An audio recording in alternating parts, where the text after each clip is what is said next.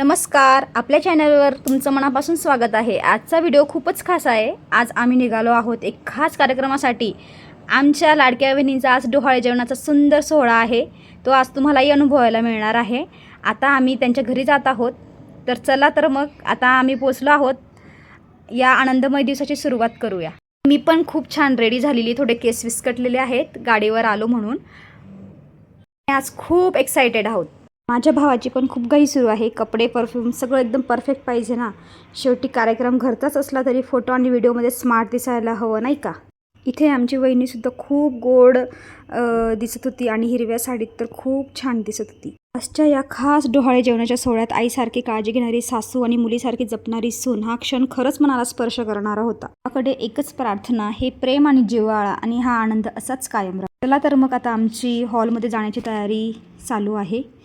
आम्ही मस्त रेडी झालो आहोत सगळेजण आणि खूप एक्साइटेड आहे मी तुम्हाला डेकोरेशन वगैरे दाखवण्यासाठी। इथे सगळे एक्साइटेड होते की आज व्लॉगमध्ये सगळे येणार आहेत म्हणून। सगळ्यांना खूप आनंद वाटत होता की मी व्लॉग करत होती। आल्यानंतर खूप सुंदर सजावट केली होती, फुलांची आरास, रंगीबेरंगी फुलं आणि खूप आकर्षक डेकोरेशन केलं होतं। या डेकोरेशनमुळे संपूर्ण वातावरण अगदी प्रसन्न झालं होतं। प्रत्येक गोष्ट ही प्रेमाने आणि मनापासून तयार करण्यात आली होती। चेहऱ्यावरचं गोड हास्य आणि डोळ्यामधला आनंद आणि आई होण्याची सुंदर चाहूल, आई होण्याचा सुंदर प्रवास, नव्या स्वप्नांची सुरुवात आणि आनंदाने भरलेले हे क्षण खरंच खूप खास असतात। चला तर मग आपल्या सुंदर वहिनींच्या या खास फोटोशूटची एक झलक बघूया। आजच्या डोहाळे जेवणाची सजावट खरोखरच मन मोहून टाकणारी आहे। सुंदर बोरांच्या डेकोरेशनने संपूर्ण वातावरणाला एक वेगळी शोभा आली होती। आणि बघा ना, इथे लावलेले छोटेसे राधाकृष्ण यांचे गोड फोटो खूप सुंदर दिसत होते। चला तर मग इथे पाहुणे पण आले होते सर्वे आणि कार्यक्रमाला वेळ न करता आम्ही एंट्री करत आहोत। ही आहे आपल्या आजच्या कार्यक्रमाची खास व्यक्ती, आमच्या लाडक्या वहिनी। आज त्या खूप सुंदर दिसत होत्या। त्यांच्या चेहऱ्याचा जो आनंद आणि गोड हास्य होतं ते सगळ्यांचंच मन जिंकून घेत होतं। सुरू होत आहे ओटी भरण्याचा कार्यक्रम। आपल्या परंपरेनुसार मोठ्या प्रेमाने आणि आशीर्वादाने आमच्या वहिनींची इथे ओटी भरली जात होती आणि सर्वजण वहिनींना आई आणि बाळाच्या सुखासाठी शुभेच्छा देत होत्या।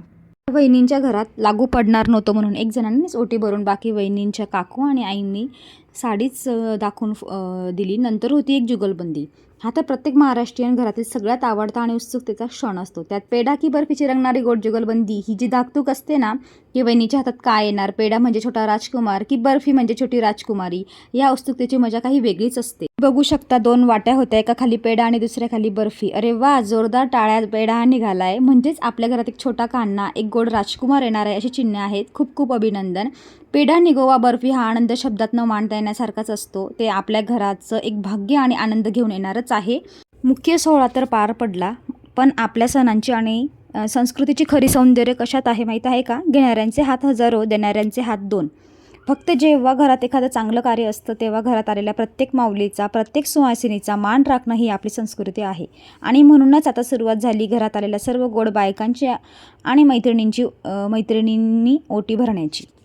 एकमेकींना हळद कुंकू लावणं, कपाळावर अक्षता लावून सुखसमृद्धीची प्रार्थना करणं आणि मायेने ओटी भरणं, यात वेगळंच समाधान असतं। आज आमच्या श्रीचा पण मूड एकदम मजेत होतात आणि त्यात बलून्स भेटले होते, मग काय मस्त श्रीचा पण एन्जॉय आज वेळ झाली आहे। स्वादिष्ट जेवणाची, विविध प्रकारचे पदार्थ, गोडधोड आणि मस्त मेजवानी तयार होती आणि हे सगळं पाहूनच तोंडाला खूप पाणी सुटत होतं। मिळून फोटो काढत आहोत, अशा आठवणी आयुष्यभर जपून ठेवाव्या वाटतात। कुटुंबातील प्रत्येक जण आनंदात सहभागी झाले होते। घरात नवीन पाहुणा येणार म्हटल्यावर प्रमोशन तर होणारच। कुणी मामा होणार तर कुणी दादा होणार। या आनंदाची आणि फोटो काढण्याची मजा काही वेगळीच असते। एकदा काय ते फिक्स झालं की मग सुरू झाली खरी धमाल। कुणी हातात भावी मामाचं स्टिकर घेतलं तर कुणी आजीबाबांचं, तर कुणी भावी दादा। प्रत्येकाचा आनंद गगनात मावेनासा झाला होता। फोटोंसाठी अशा काही पोजेस दिल्या जात होत्या की जणू काही मोठा अवॉर्ड सोहळा सुरू आहे। या फोटोपेक्षाही त्यामागचा आनंद आणि प्रेमच आहे। एक सुंदर रील काढण्याचं व्हिडिओ सुरू होता आणि खूप छान रील बनली होती। आली आमची सगळ्यांची आवडती मस्ती। डोहाळे जेवणाच्या या खास दिवशी आम्ही एक सुंदर रील बनवली आणि खूप धमाल केली। चला तर मग या मस्त रीलची एक सुंदर छोटीशी झलक बघूया। खरं म्हणायला गेलं तर हा खेळ एकदम सिंपल आहे, पण खरी धाकधूक म्हणजे की फुग्यासोबत महागड्या साड्या, साडीचा पदर फाटला तर शेवटी साडीही वाचली आणि फुगेही फुटले। खूप मजा आली ही रील बनवताना। नंतर खूप भूक लागली होती आणि मग पटापट जेवणाची तयारी केली आणि घरीही जायचं होतं। त्याच्यामुळे इथे आमच्या मामी आम्हाला गुलाबजामुन खाऊ घालत होत्या आणि मस्त एक खानदेशी गाण्यावरती डान्स करत हा ब्लॉग इथेच संपवत आहे।